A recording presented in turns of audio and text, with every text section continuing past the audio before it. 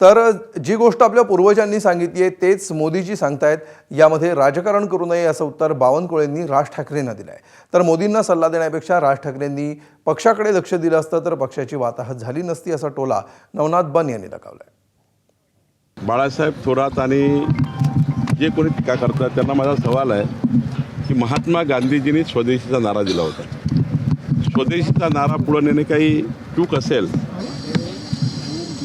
तर मला त्यांनी सांगावं। मोदीजींनी काय म्हटलं की स्वदेशीचा वापर जास्त करा। पेट्रोल डिझेलचा पर्याय काय तर इथेनॉल आहे जे देशामध्ये बनतं।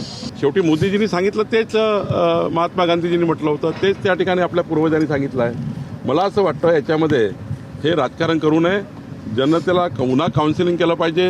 हां ठीक आहे, काही आम्ही आमच्या वाहनात कटौती केली पाहिजे का तर आम्ही कटौती करू। नरेंद्र मोदीजींनी देशातील जनतेला काटकसरीचं आव्हान केल्यानंतर लगेच राज ठाकरे यांच्या पोटामध्ये दुखायला लागलं। खरं तर पंतप्रधान नरेंद्र मोदीजी या देशाचं नेतृत्व करण्यासाठी सक्षम आहेत, म्हणूनच जनतेनं त्यांना 3 वेळेला पंतप्रधान म्हणून निवडून दिलं।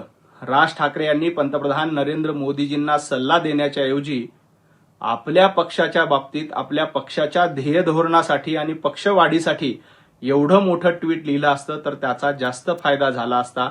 परंतु राज ठाकरे आपल्या पक्षाची झालेली वाताहत बघायला तयार नाहीत, फक्त पंतप्रधान नरेंद्र मोदीजींना सल्ले देत आहेत।